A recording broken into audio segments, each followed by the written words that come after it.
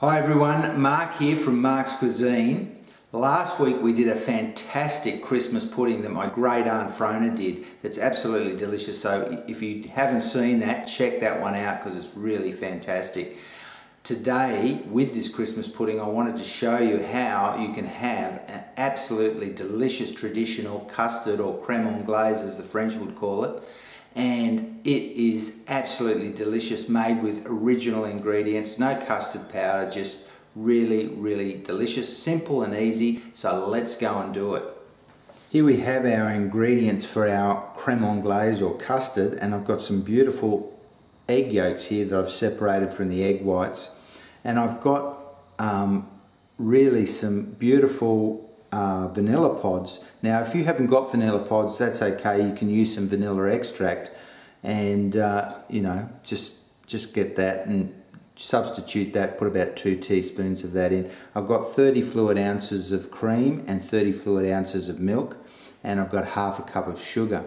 If you want the full recipe and the ingredient list, check the link in the description box below. So the first thing we're going to do is pour our milk and cream into a pot,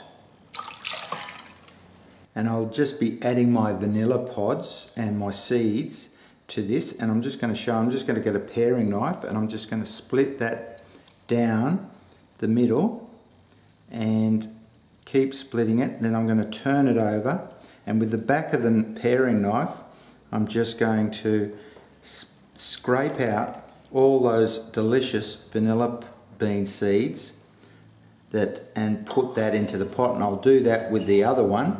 So I've got this on a low heat, and as you can see I've just got those vanilla pods in there, and I just want to bring this up slowly up to just under a simmer, and I really want those vanilla beans to infuse with the milk and cream.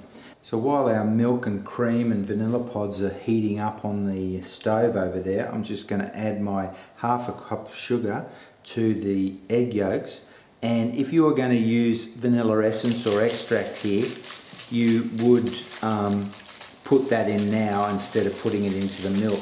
Now you just want to beat this until the colour lightens right up. So as you can see, it's now gone a much yellowy colour, and it's thickened right up and fluffed up. And if you wanted to make a really thick custard, you'd add a tablespoon of corn flour to this. So now that this egg and sugar mixture is ready to go, I've taken my milk and cream and vanilla pods off the stove, and I'm just going to add a third of that milk and cream mixture to this and just pour this back into the pot. So you just don't want to add all of it at one go, because it might get a bit lumpy. So that looks just right to me. It's nice and smooth. Now I'm just going to add all of this back to the rest of the cream and the milk, and we're going to put this back on the stove. Now we've put the pot back on the stove on a low heat, and you want to stir this continuously so that the custard doesn't stick on the bottom and go lumpy. But this won't take very long. As you can see, it's starting to thicken up now, and I've still got my vanilla pods in there. And the longer you leave your vanilla pods in this hot mixture, the more the vanilla flavour will go through this custard. And as you can see, those black little flecks of vanilla seeds are going right through this, and this will just be an absolutely delicious custard. And right at the end, we'll turn the heat off, we'll let it sit there for a few minutes, and then we'll strain the custard and get those vanilla pods out of the custard.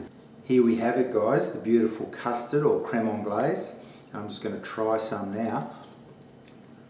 It is very good, and those black flecks of vanilla through there just really highlight the custard.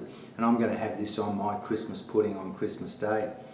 And one big tip for the custard is just as soon as it thickens, take it off. You don't want to let it go for too long, otherwise it'll go like scrambled eggs.